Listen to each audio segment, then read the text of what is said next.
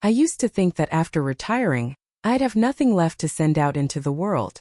After 43 years working at the Elmswood Town Post Office, a place where every wooden door creaked the same and the mailman knew the birthdays of every dog on the block, I took off my faded khaki jacket, hung it on the hook behind the door, and walked away without a single goodbye. No flowers. No cake. Just one line from the youngest employee at the counter. "You look well today, Mrs. Margaret." Then he turned back to stick stamps on a pile of coupon mailers. I just smiled and nodded as if that was enough. I came home to the little house only 7 minutes away by bike, 5 if it's raining, and I have to pedal faster. The same house I've lived in alone since Charles, my husband, passed from a stroke that was too small to be called serious, but strong enough to erase his presence. Not strong enough, though, to stop me from making 2 cups of tea every evening. My son, Ricardo Bennett, lives in the state capital. He works in electrical engineering, which is something about circuit boards and systems I don't fully understand. He lives with his wife, Vanessa, and their 2 little ones, whom I've only ever seen in Christmas photos. They're young, they're busy, I get it. I used to be like that too. Every time I call, Vanessa is polite. The kind of politeness that sounds like a quiet exhale the moment the phone is hung up. "Hi, Mom. How are you? Ricardo's not here. The kids are asleep." "Yes, thank you." Sending a hug. I used to think that was just modern daughter-in-law behavior. But over time, I learned to measure phone calls by how cold my tea got in my hand. Then one day, Ricardo called and asked, "Mom, can you help us with something small?" I felt myself bloom inside. "Anything," I said, my voice sounding younger than it had in years. Turned out it was just forwarding mail, some paperwork, a few bills, maybe invitations or online orders. They asked me to pick it up from the town post office, which is still their permanent address, and then send it all to the city. "Faster that way, you're used to the system," Ricardo said, and I believed him. So every Wednesday I started biking to the post office again, bringing home a stack of letters, sorting them, repackaging, and sending them off. It made me feel like I was still working, still useful.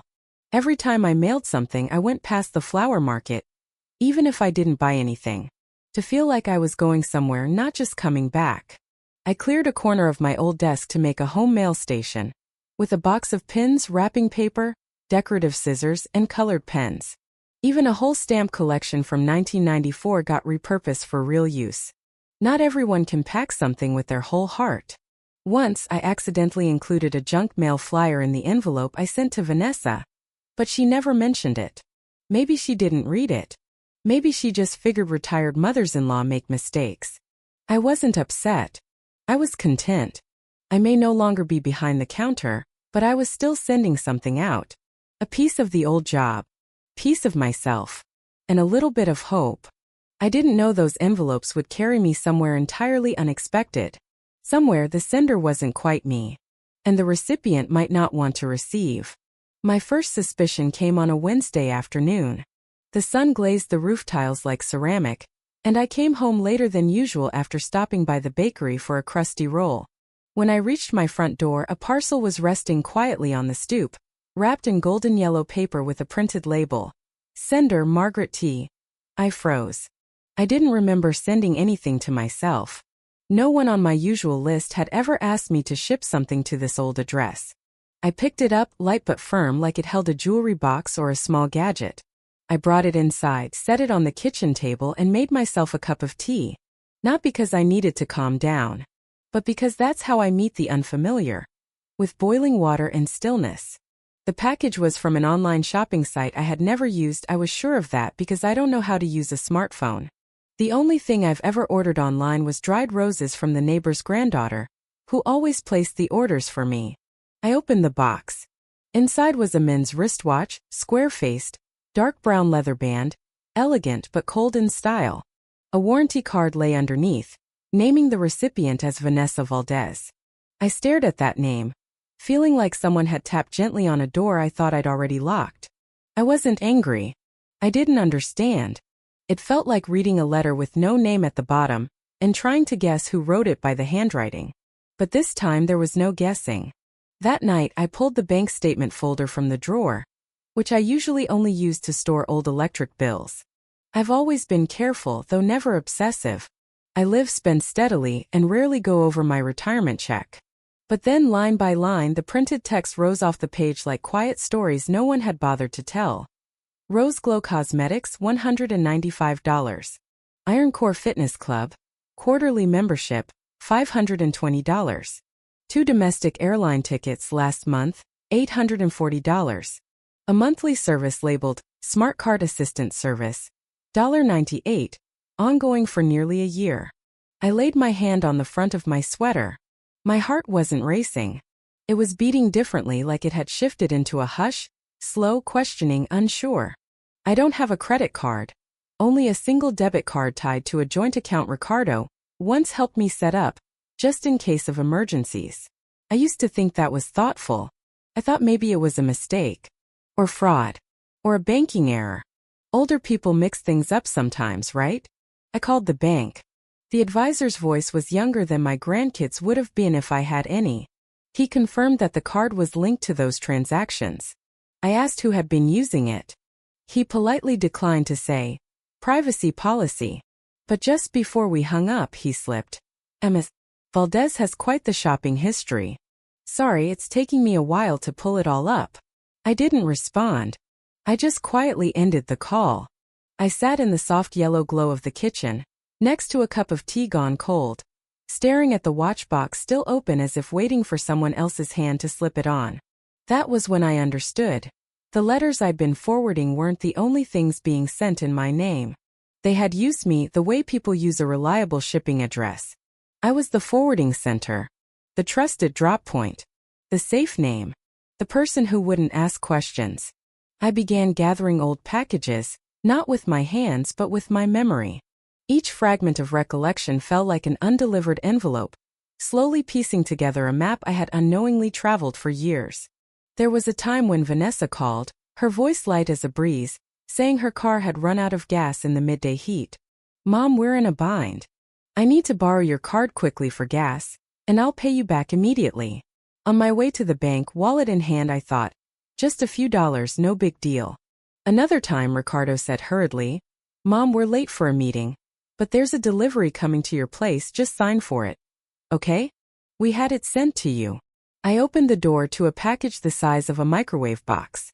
The delivery guy called me ma'am, like I was the one who ordered it. I smiled, thought nothing of it. Every one of those moments was a velvet-covered blade. Not deep, not sharp, but cumulative. It was as if I were no longer a mother, but a transfer station, a temporary stop for things people didn't want to manage themselves. Because Mom's easygoing. I thought back to all the times Vanessa walked past me at family gatherings like I was a vase behind a chair. The half-hearted hugs. The thank yous that floated between bites of beef and sips of red wine. One Christmas, I gave Ricardo a bottle of wine I'd bought using my first retirement bonus. The wine only good people pour for one another when something truly matters. I remember his eyes lighting up when he received it, then glancing at Vanessa, as if checking whether he was allowed to be pleased. She smiled faintly, raised her glass and said, Mar, you're generous. I used to take that as a compliment. Now I know it was wrapping paper, a thin layer of sugar over an empty cake. I remembered something that once felt small. When I went to buy eye drops and the pharmacy declined my card for daily limit exceeded. I was confused. I hadn't bought anything that day. I assumed it was a bank glitch, so I didn't call. Days later, Vanessa phoned saying, Mom, I saw a weird transaction notification, probably some auto subscription for movies. Have you been watching anything? I said no, and that was the end of it. I can't recall which month it was. I remember shoving the prescription into a drawer and forgetting to treat my eyes. Since then, my vision's grown blurry. But not as much as my trust. Little by little, the charges appeared like red ink bleeding through a calendar. Not just gas anymore, but wireless earbuds, premium gym memberships, a 3-day resort package by the beach. Vanessa once posted a photo beside a hot tub, cocktail in hand, tilted toward the sun. The caption read, Recharging. Grateful for life. No one tagged me. No one thanked me. No one imagined I was watching. But I wasn't watching with my eyes, I was watching through absence. The dinners that got canceled. The calls that ended with we're in a meeting. The birthdays that arrived with nothing but a heart emoji text. Once I sent a birthday gift to the little one. A set of wooden markers, wrapped in recycled paper, with every edge folded by hand. No one replied. The following week, I saw the same marker set listed on a resale site under Vero's Pre-Loved. I didn't ask. I just sat in the kitchen, clipping stamps like always, letting myself hollow out like a teapot steeped one too many times. I thought maybe I was just being sensitive. Older adults do that, overthink, imagine. But each time I opened my phone to check the balance, there was something new. A health insurance package no one enrolled in, a gourmet cooking app, a children's museum membership. I don't have children in the house. I don't cook from apps. And I've never once felt the need to have someone else monitor my mental health. So I started writing not with ink but with memory. Every time I was called a bit forgetful for asking about a charge. Every time Vanessa said, "Let me check on that," and never did. Every time Ricardo chose silence, standing off to the side, as if saying nothing meant no one could blame him. I didn't speak up. I just recorded. I wrote in invisible ink across my chest, each line like a letter never mailed. I'm a mail carrier, not a safe. I deliver love, not debit cards. I'm a home, not a shipping hub. And then I realized that if I kept all those unsent letters inside, they would stack so high one day they'd block the door. That was when I began stepping out of the role I once thought was mine. I continued sending the mail as usual. Every Wednesday, I rode my bike to the post office, greeted the old clerk who'd been there since I wore a brass name tag, and quietly gathered the envelopes and parcels addressed to Vanessa Valdez or Ricardo Bennett. Some days I thought maybe I was being too harsh. Perhaps the kids didn't mean to do it. Maybe Vanessa was just careless, and Ricardo was just too busy. And I wanted to believe that until one Friday afternoon, when I received a package returned to my house marked "No Known Recipient." It was wrapped in floral paper, labeled "Invitation Private Event." I opened it, and inside the elegant wrapping was a gold-foiled card. The grand wedding of Alejandro and Clara, logistics generously sponsored by Margaret T. I read that line 3 times. My eyes didn't blur with tears, they sharpened. I had no idea who Alejandro was, and I was sure I'd never agreed to sponsor anything. I looked down at the bottom of the invitation, where a luxury wedding planning company logo was printed, the kind of service I'd always thought was overpriced and frivolous whenever I saw their ads. Yet my name was not listed as a guest but as a donor. I picked up my phone, opened my latest bank statement, and scrolled through the fine lines until I saw it. July wedding event, internal VIP package, $4,500. My hand froze. That was 1 month after my birthday, a birthday with no phone call, no card. I had made tea for one and bought myself a bouquet of white chrysanthemums. Vanessa had texted saying, "We're tight on funds, can't afford to do anything big." That sentence echoed in my head like a door quietly locking. I didn't call. I didn't demand answers. Instead, I opened a drawer, pulled out an empty manila folder, and wrote on the cover, "Return to sender." I sat at the table, turned on the printer, and began printing a year's worth of transaction statements. I marked every charge in red pen, adding a short note beside each one. Unauthorized. Not notified. Not used. Not present. By the 6th page my hand was tired, but inside me something was warming, not rage but clarity. Like a light had been turned on in a long dark room, I could now see, not to blame but to find the way out. I placed all the papers into the folder, clipped them together and wrote a letter. Not long. A few lines. To the recipient who forgot they were receiving. Here is a list of what I will no longer be silent about. I signed it not as Mom, Grandma, or the mail carrier, just Margaret. I packed everything into a stiff envelope and mailed it with signature confirmation. The young clerk asked if I wanted to include a message. I shook my head. No need. They'll understand. When I left the post office, I didn't head home. I turned toward the coastal road. The ocean was calm that day, like a giant silver mirror. I stood on the wooden pier, watching the water lap gently against the posts, and thought of Charles. He used to joke, "If you were the wave, I'd be the bridge, never drifting, just holding steady." I laughed to myself. The kind of laugh I hadn't had in a long time. A laugh not for anyone else but for me. That night I wrote a line in my journal. Silence is no longer love. It is complicity. And I had chosen to stand up. No longer complicit. I began writing invoices not for the money but for memory. And because the truth deserves to be packaged like a parcel with the correct address. That morning I didn't go to the market. Didn't do laundry. Didn't answer Elvira's usual 9 a.m. call, who always began with, "Margaret, are you still alive?" I just sat at the small kitchen desk, opened my laptop, filled the coffee pot with strong black brew, and got to work. In front of me were the printed statements from the night before. Each page read like a silent diary, recording minor scratches on trust, tiny steady expenses, like cuts too shallow to scream but too persistent to heal. I opened an Excel file and created a table with 3 columns: date, transaction, and notes. I began to fill them in carefully, meticulously, just like I used to do bookkeeping at the post office when I was 32, back when computers ran on floppy disks and every number was handwritten. Electronics store, wireless earbuds. I don't use Bluetooth. I still tune into FM radio. Spa therapy. No one massages someone no one checks in on. Streaming subscription. I don't watch foreign films. There's no one to read subtitles with. Dinner for 4, fine wine. No one reserves a seat for the 5th. I highlighted each expense in red, then outlined in yellow the ones that matched the days I had stood up: my birthday, Memorial Day, and the anniversary of Charles's passing. Not coincidences. Replacements. I still remember last Christmas, when I baked ginger cookies for the kids and wrapped them in a tin with ribbon. I knocked on Ricardo's apartment door. Vanessa opened, rushed. "Oh, thank you, Mom, we're just about to head out. Get some rest, okay?" I stood in the hallway holding that tin, listening to Christmas music and laughter from inside. That night I heated old pumpkin soup and ate alone, my kitchen light casting shadows on the wall. Later I saw a charge for 2 tickets to the musical Winter's Radiance. Front row seats, $2.90, also from my card. When I finished the audit, there were 73 transactions over 14 months, totaling $13,500. The number didn't shock me. Silenced me. Because each of those wasn't about money, they were substitutions traded for convenience, for silence, for the assumption that Mom will never know. I added one final line in bold. Total $13,500. Annual interest, 12%.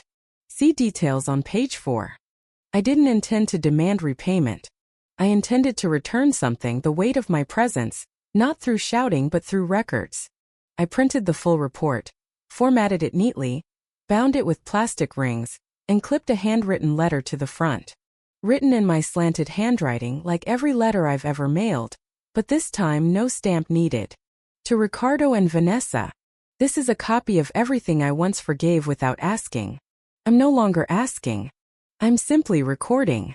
I signed it. Margaret T. Not Mom. Not Ma. Not Grandma. Just myself. I mailed the file via certified post. A signature is required. The recipient is V. Valdez. 2 days later, the package was delivered. Signature confirmed. That evening, I saw a new photo on social media. Vanessa lounging on a beach chair, holding a cocktail, captioned, "Finally time for us. Grateful for life." I didn't like it. I didn't comment. I just opened the parcel tracking page and read, "Delivered. Signed by L. Valdez." Then I sat at my kitchen table, opened the cupboard, pulled out a fresh folder, and labeled it, "Honor Contract." I placed inside a copy of the invoice, the detailed ledger, and a black and white photo from 1976, me on a bike in a khaki jacket, hair in a bun, arms full of thick envelopes. I looked at the picture and didn't feel regret. I felt fairness. I poured some tea, took a sip, and realized I was no longer a silent ATM. I was the mail carrier. And this time I knew exactly who the recipient was. The call came just past noon, right after I'd returned from the post office, having mailed a small donation to the town library. I hadn't even taken off my shoes when the phone rang. Ricardo's name lit up the screen. No text. No heads up. Just a call. I hesitated for 2 rings before picking up. "Are you serious right now?" he barked, dry and sharp like a firecracker, no greeting, not even a breath of warning. "You're sending invoices to your own family now?" I entered the kitchen, set my paper bag on the table, turned on the speaker, and reached for a glass of water. Yes, I said, my voice calm, like confirming a package had reached its destination. Mom, this is ridiculous. Just a few charges. You think I've been stealing from you? I leaned against the fridge, watching sunlight spill through the window onto the faded tile floor. I never used the word stealing, I said. Then what do you call it? He snapped, daring me to pick a word he could shoot down. I shrugged, knowing he couldn't see it. Bookkeeping. Silence. I could hear his exaggerated sigh, one of those theatrical ones, the kind people let out when trying to sound unfairly accused. Vanessa's upset. So are the kids. The whole house is in chaos over this, for no reason. I sipped water, cooler than anything I'd had that morning. Then pay it back. And it'll all go away. I didn't wait for a reply. I hung up. The phone barely had time to fall silent when, not 5 minutes later, Vanessa texted me. One line. This is petty, March. We thought you were above this. Disappointed. No apology. No sincerity. Just a little dig dressed up as humility, followed by a big red heart emoji. The coldest kind of heart I've ever seen. I didn't respond. I let the message blink on the screen like a child throwing a tantrum in public. The real punch came an hour later. Ricardo called again. This time his voice was measured, the kind of careful calm you hear from a credit advisor trying to convince you to give up control. Mom, I think it's time we help manage your finances. To take the pressure off. You're juggling a lot, and maybe it'd be easier if we carried some of that. I laughed. Not bitterly. Just a clear, full laugh, round and clean like a crystal glass wiped dry. You've already been managing them. That's the problem. Ricardo went quiet. I could hear him pacing, the sound of someone realizing their checkmate just slipped. From now on, I'll handle everything myself, I said. And I hung up. No further words needed. After that call, I sat down, opened the drawer beneath my desk, and pulled out the old file labeled Will. Last updated, 2018. I flipped to the beneficiaries page, staring at two familiar names lying quietly between printed lines. I picked up a pen and circled one. Then I stared at the blank space below. I knew exactly what I wanted to write, just wasn't sure if I needed to write it out loud. But as the cursor blinked in my mind like an old typewriter's heartbeat, I began to write in a voice that no longer asked for permission. To those who used my money to go out to dinner without inviting me, your bill has arrived. I didn't attach a name, no exclamation points. No hashtags. I just wrote. And for the first time in years, I didn't need to apologize for saying the right thing. That night, I didn't answer the phone. Not out of anger. Just because I no longer needed to prove I was worth calling. I turned off the ringer, unplugged the landline, and let the only sounds in the house be the kettle coming to a boil and the scent of cinnamon from the little pastry I'd bought that morning. Alone but not lonely. That night, I reread Charles's old letters, those brief slips of paper reminding me to file taxes, not to feed the cat raw fish, not to let kindness become someone else's habit. I laid each one on the table like a quiet puzzle.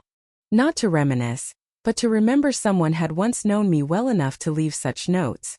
The next morning I went out to the backyard. The patch of dirt beside the wall still held weeds. I never liked gardening, but no one ever told me I had to hate it. I gently turned the soil, mixed in fertilizer, and watered it. I didn't plant anything just yet. I was only preparing. That Friday evening, Clara knocked on my door. No call ahead. No child in tow. Just her, alone, holding a small potted plant with slender stems like a quiet request. Lavender, she said. I thought your backyard might get enough sun. I nodded, saying nothing. She didn't ask about what had happened. Didn't mention the package, the phone calls, or the financial statements that had likely trickled down the neighborhood grapevine by now. She removed her coat, stepped into the kitchen, and reached for 2 mugs like she'd done it for years. I brewed the tea. She poured the water. We sat together at the table. Neither of us tried to fill the silence. Neither of us tried to draw words out of the other. While the tea was still hot, Clara said, "Would you like me to bring over some soil to help you plant?" I nodded. It wasn't an offer. It was a way of saying, I'm here if you want. I thought about that simple thing for a long time. After she left, I stood looking at the lavender on the windowsill, its delicate blossoms trembling like something newly delivered to a better place. I didn't feel like I'd won. And I didn't feel like anyone had lost. I just felt certain. I didn't need anyone's validation anymore.